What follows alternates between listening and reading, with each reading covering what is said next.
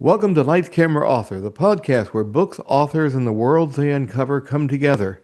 I'm your host, Jim Juno. And from a small Memphis recording studio to the birth of rock and roll, from a young trucker named Elvis Presley to one of the biggest stars the world has ever known, standing beside him through much of that journey was a guitarist named Scotty Moore.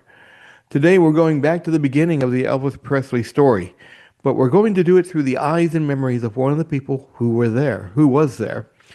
My guest today is author and rock and roll historian Jim Berkenstadt.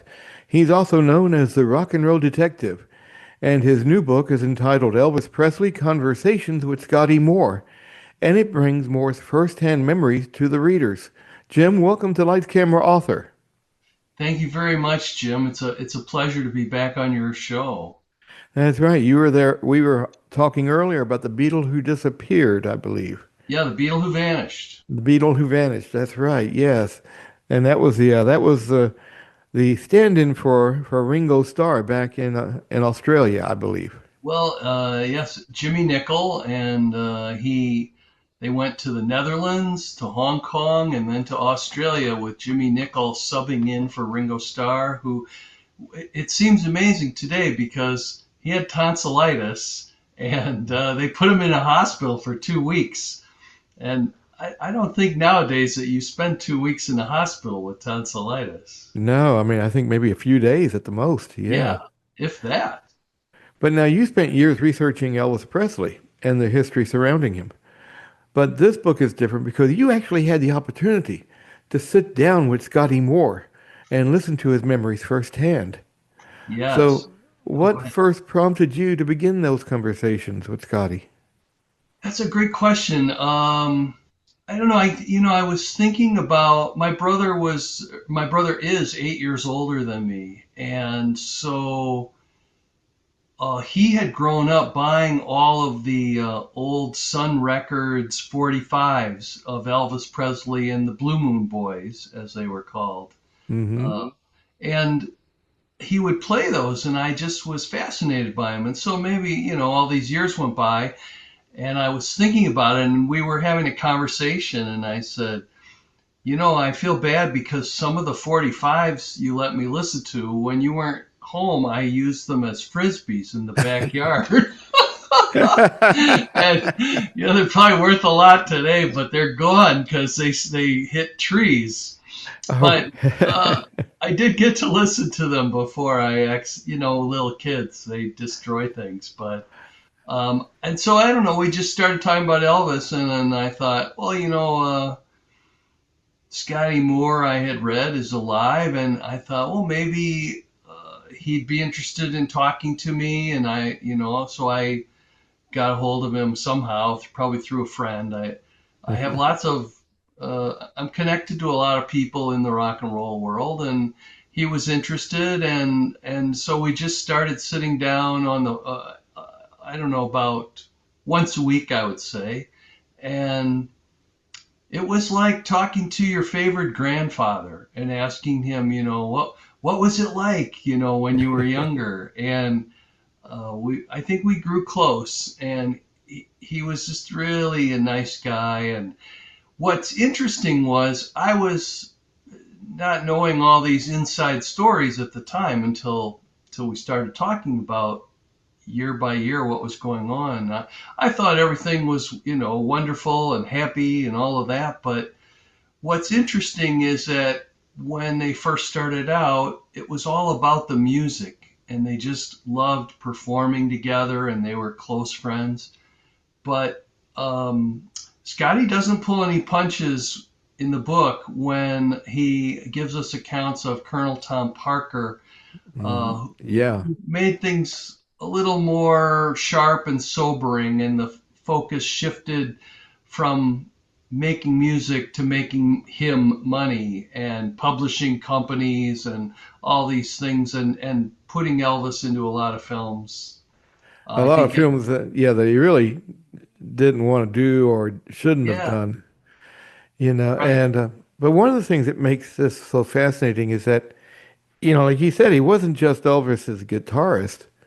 He was right. there before Elvis became Presley, the cultural phenomenon. So take us back to 1954. What did he remember about the first time? Was it July 4th, 1954? That was the first time that they met in person.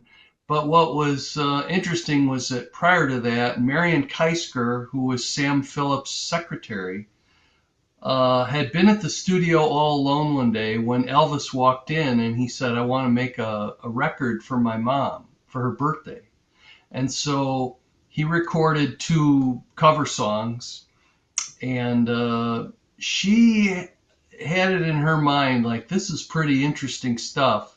So she actually, while making this acetate disc, she punched record on some old tape and recorded him because she thought Sam Phillips is going to want to hear this boy.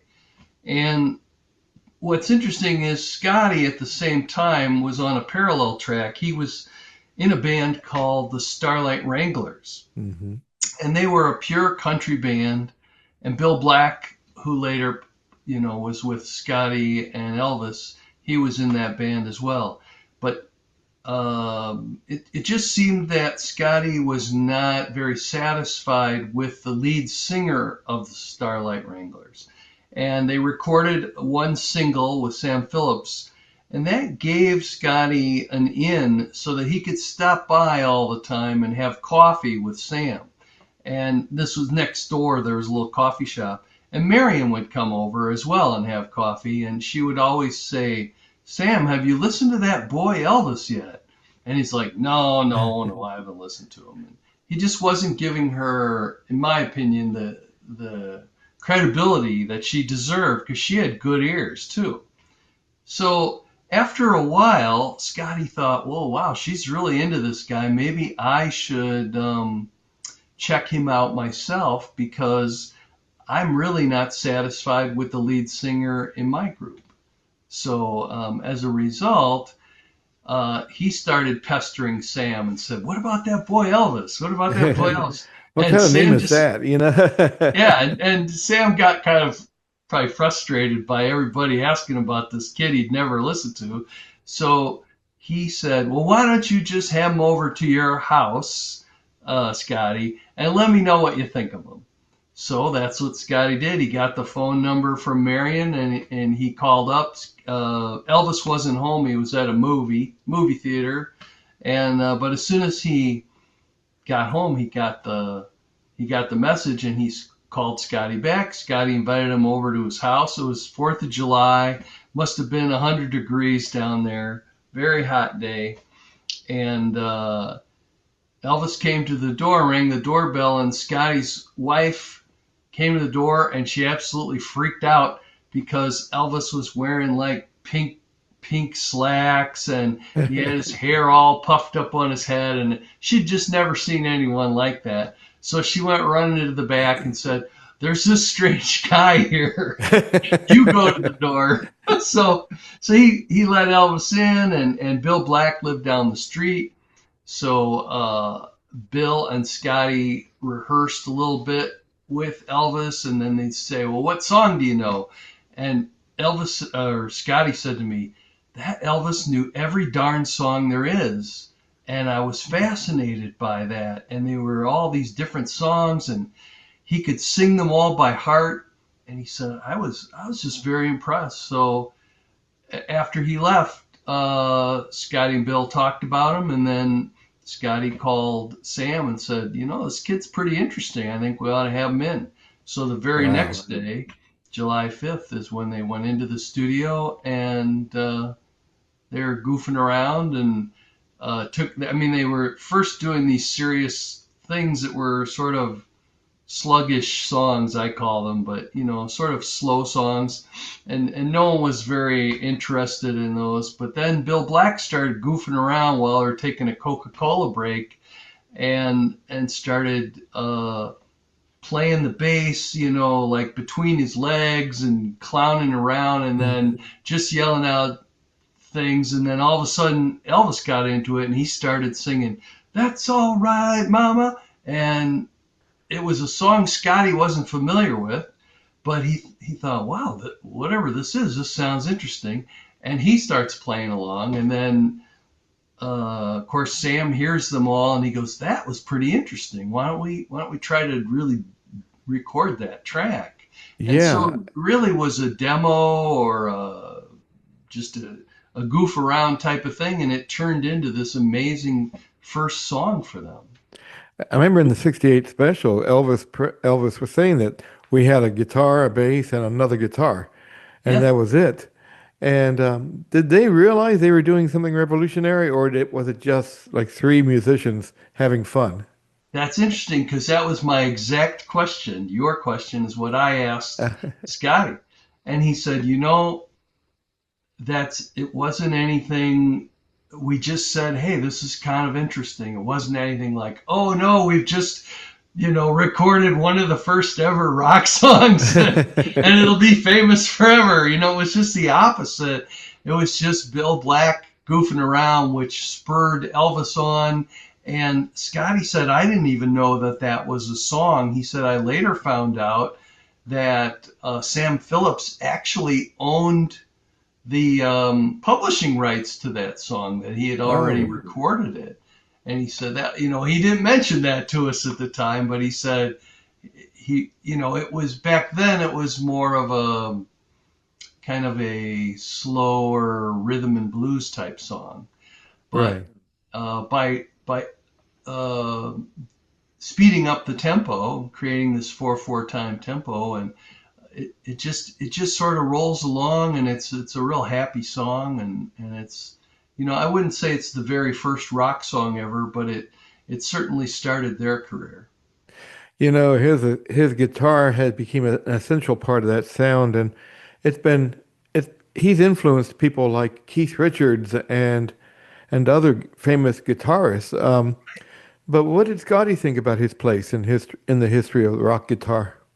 Well, I'll tell you what, he knew that Keith Richards, Ron Wood of the Rolling Stones, Albert Lee, who's played with Eric Clapton, the Everly Brothers, and Bill Wyman's band, George Harrison, Paul McCartney. He knew over the years before I spoke with him that these people had all approached him and told them how important his guitar work was in influencing them to even pick up a guitar in the first place, and then to try to play some things that he played that influenced them.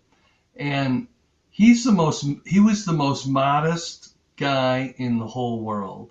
He was kind of an oh shucks, that I don't know about that, but it was just me playing guitar. So I don't think he had no ego at all, and he was very modest. And I think he was, of course, very pleased that these people who became very famous in rock and roll liked his style. And he didn't even think it was a style. He just said, just as this was kind of interesting, just as Elvis shakes and shimmies when he sings, and it's a natural feeling. It's not him putting on any sort of airs. He said, same with me. I was just trying to listen to the song, get a feel for it, and just use what I've learned as a guitarist to try to make the song sound better. That Kind of sounds like a team amazing. Yeah. player when it came to creation. A lot of people don't realize that. Yeah, he was Elvis's friend and he was his guitarist, but he was also his manager in the early days. Right. So, yeah, how important was About he before? what happened was, let's see, about a week or two after the radio airplay was coming on, and people were listening to both sides of the record. Blue Moon of Kentucky was the flip side of That's All Right. There was just a lot of buzz going on in the town, and people were starting to call Sam Phillips at his studio and say, "Hey, I need to speak to Elvis. I want to represent him." And these Mhm. were all strangers, and Sam wanted to protect Elvis, and so he approached Scotty and said, "Scotty, you guys are really close, and he looks up to you. He's always asking you questions about what was it like in the Navy and what was this like," because he was a little bit older. And he said, "I think that." you should probably be his manager. Maybe someday we'll find another person, but for now, we need you to keep all these crazy people from getting to Elvis so he can just focus on recording and playing these shows around town. And so Scotty said, "Yeah, I'll do that." And Scotty had been sort of an organizer for the Starlight Wranglers, who, by the way, fell by the wayside once this first Elvis song hit the radio.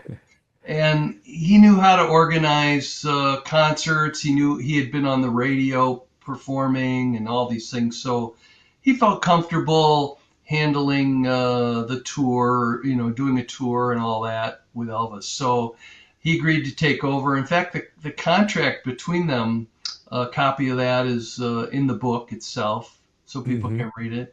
And I believe Elvis's mom and dad signed for him because I think he was a minor at the time.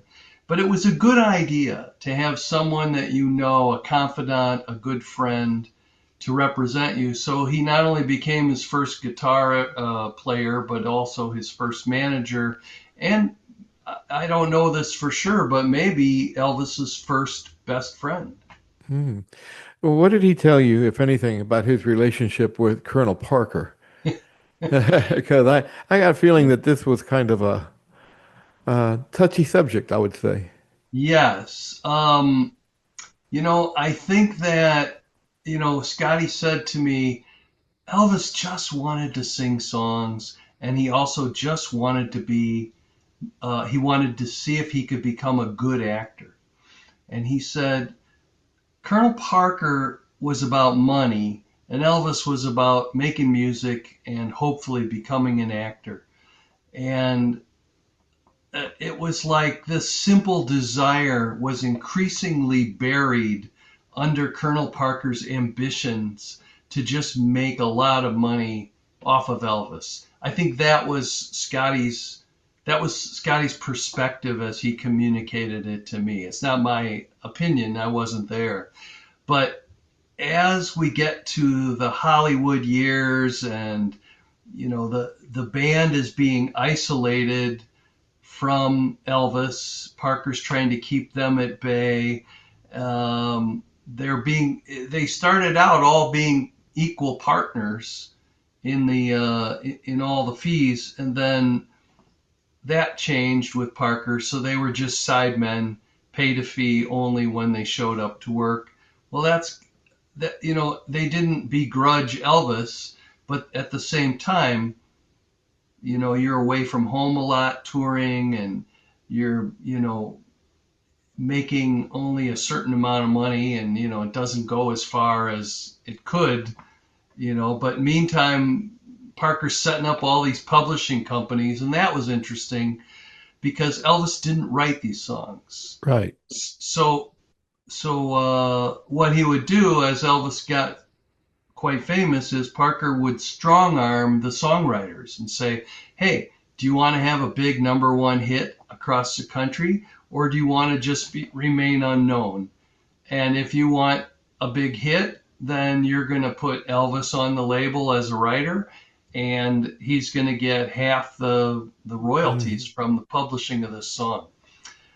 So Well, a lot of things like that rubbed Scotty the wrong way. He came across to me as a very honest, modest, great person.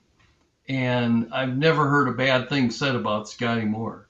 And I think that he felt that Parker, although he obviously created this, great popularity for Elvis that went worldwide, he just felt that Parker wasn't always doing things in his best interest. And as time went on, he could see that Elvis, for example, didn't want to sing Clam Bake yeah. or these silly songs that were in these long line of movies.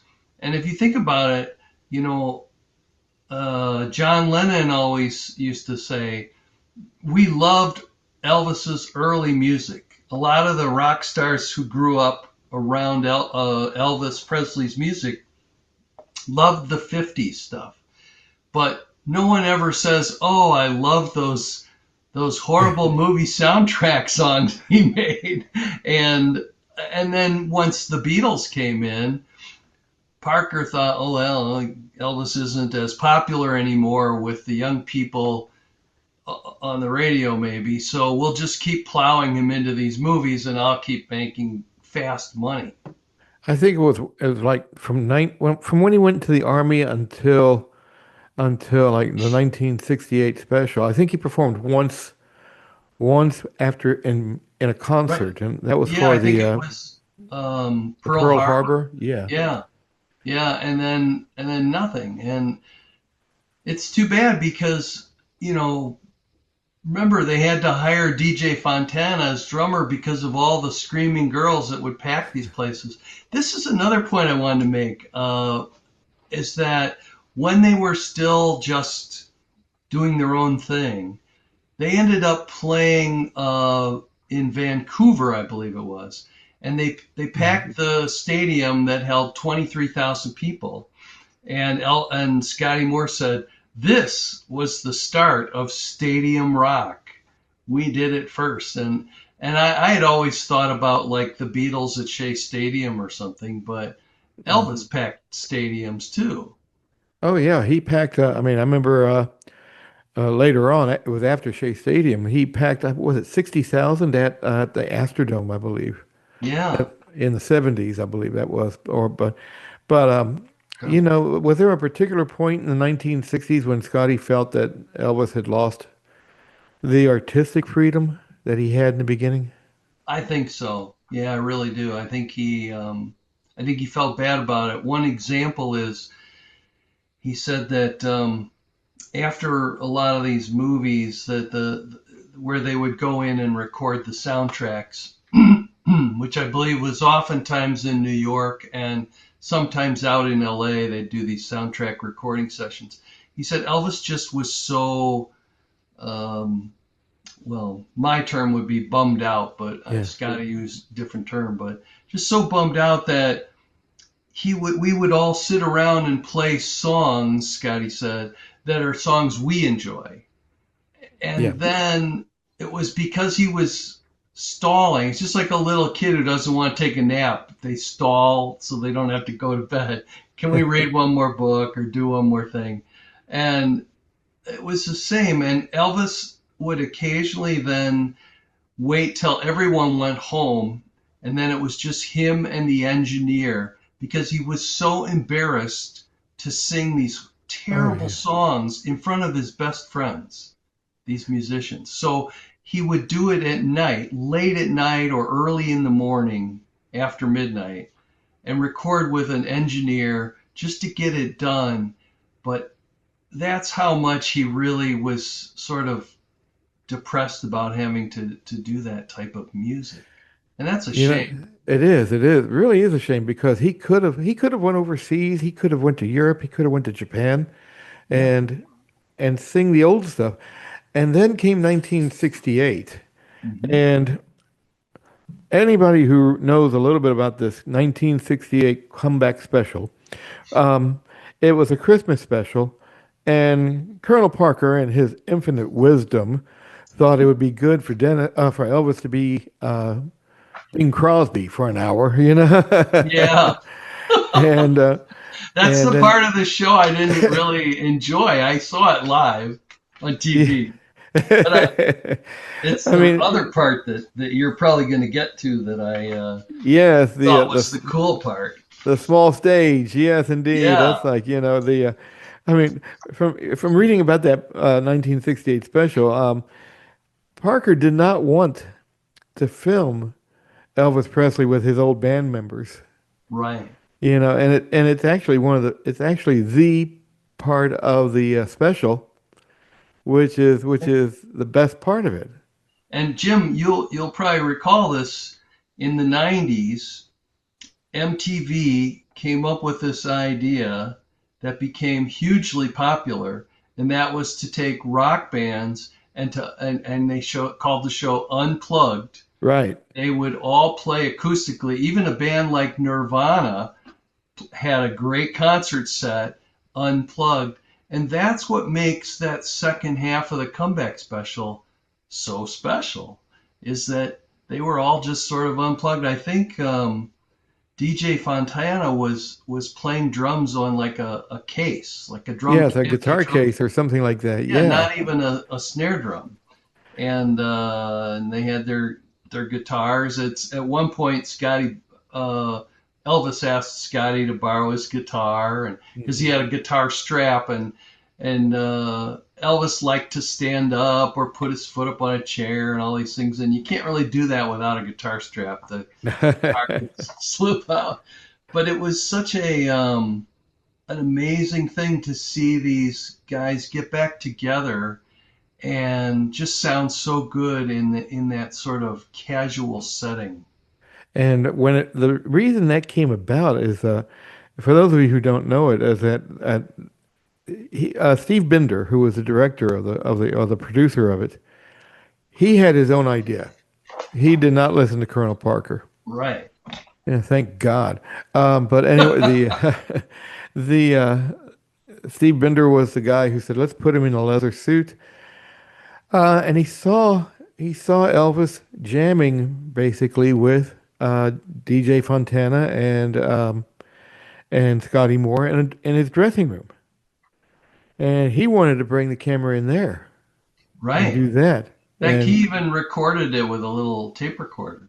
yeah, I mean, and he knew right away there was. I mean, and they were singing the old stuff, the 1950s, Right. um, and it's an amazing part of the special because it actually recaptures that energy that they had must have had in the theater in the studio. Yeah.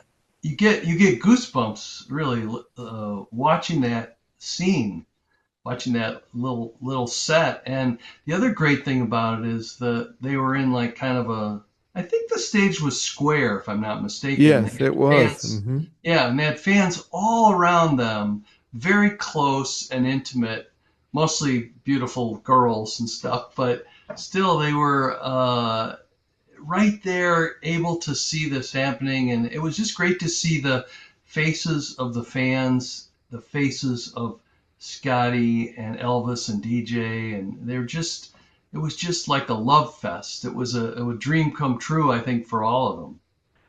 Well, fantastic. Well, Jim Berkenstadt is the author, and the book is Elvis Presley: Conversations with Scotty Moore, and it is out now. You can find it on Amazon or bn.com, or scan the little QR code down in the left-hand corner, and it'll take you to the Rock and Roll Detectives homepage. You can order more than just that one book. So, Jim, I really want to thank you for being on Lights Camera Author again. Thank you so much, Jim, for having me on. One more thing I'll mention is that for people who use Spotify, I put together a song list of all the main songs that were recorded with Elvis and Scotty. And the song list is, if you go to Spotify and type in the name of the book, Elvis Presley Conversations with Scotty Moore, you'll see this song list and you can listen to 30 songs while you're reading the book. Fantastic. Well, I tell you what, I want to thank everybody for listening to Lights and watching Lights Camera Author. Please like and subscribe. It keeps us going. And until next time, keep reading, keep listening, and keep discovering the stories behind the stories. I'm Jim Juno, and this has been Lights Camera Author.